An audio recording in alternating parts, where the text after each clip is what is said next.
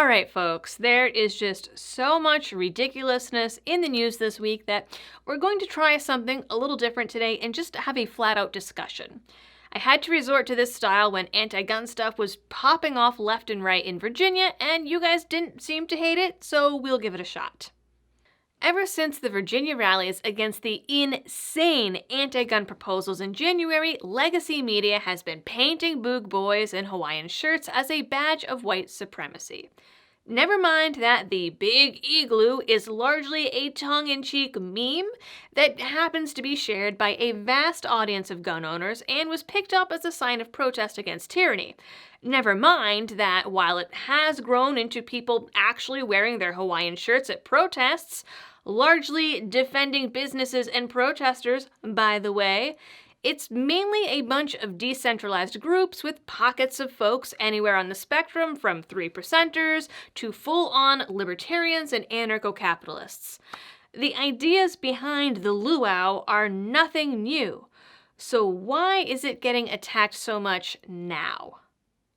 As you can see from the title, because you clicked, this video is about some nasty misinformation and censorship going around about Second Amendment supporters and the Boogaloo.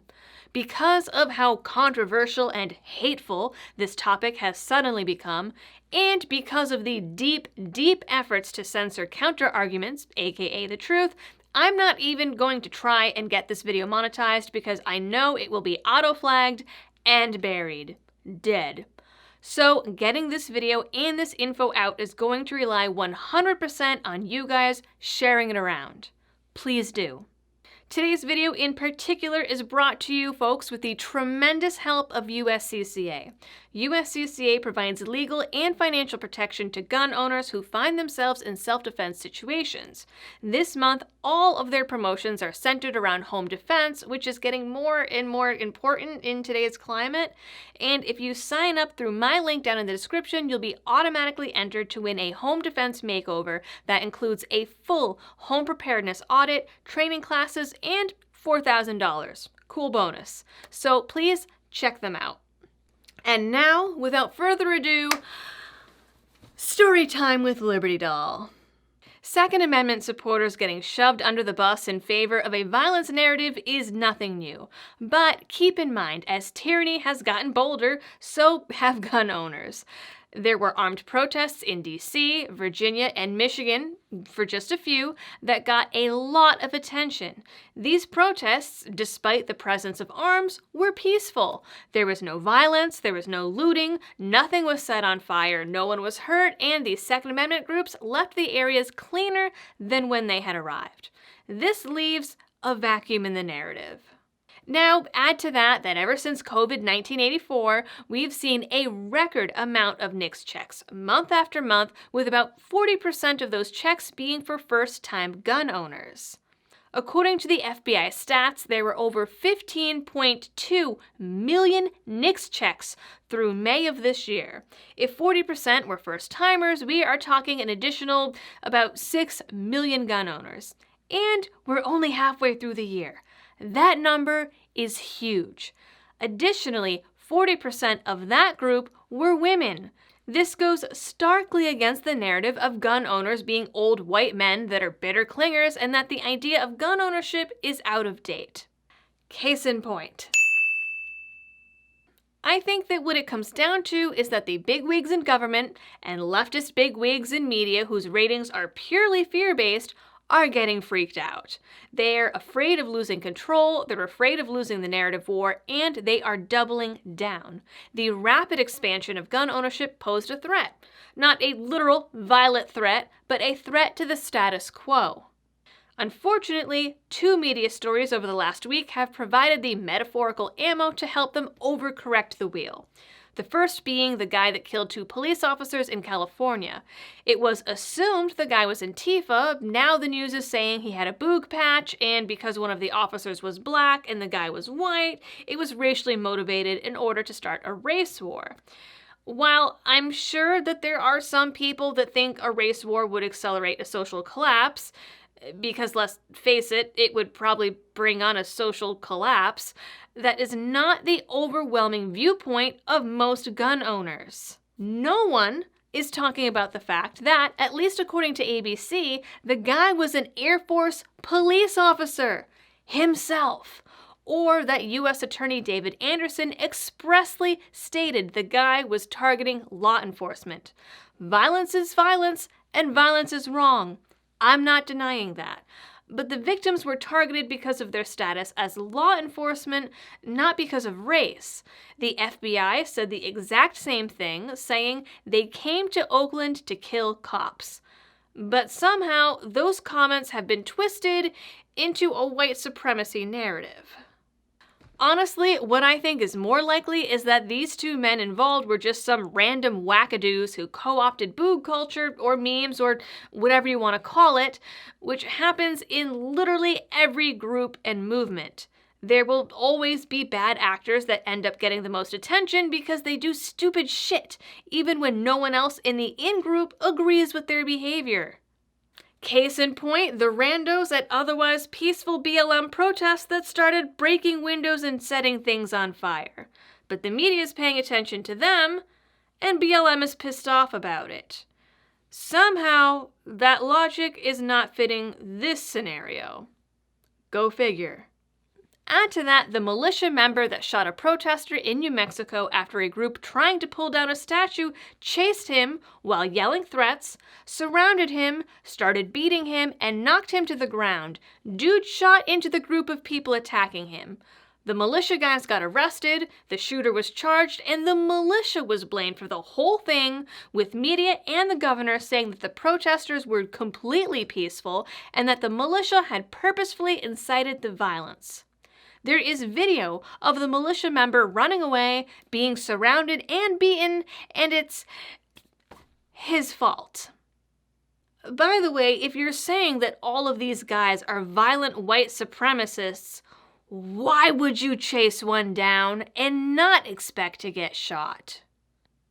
Did they expect something else to happen? Last month, the Baltimore ATF also released an officer safety bulletin warning local police departments of the violent threat of the so-called Boogaloo movement. Jared at Guns and Gadgets talked about this as it broke, but at the time, regular old civilians didn't have access to this info. Photos of the bulletin have now been posted to social media, and we can see that the bulletin warns against anti-law enforcement violence and characterizes people posting the memes online as, quote, individuals who identify with extreme Second Amendment rights. So basic civil liberties are now extreme. Keep in mind, part of the prerequisite of being a legal gun owner is having a clean record, but this document, as well as the media, paints these gun owners like violent criminals.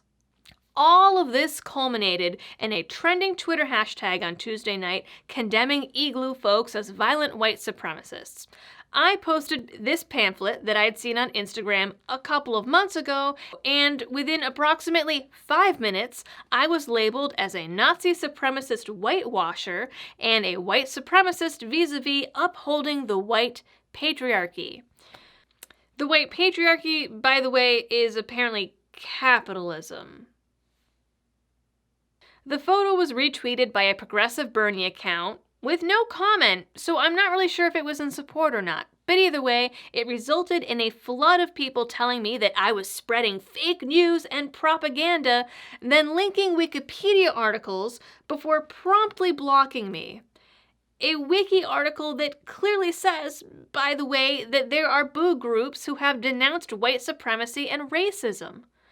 The irony here was completely lost on them. Others called me a liar, accused me of violence, and started name-calling in the middle of any attempts I made to have a peaceful but informative conversation. Again, the irony was lost.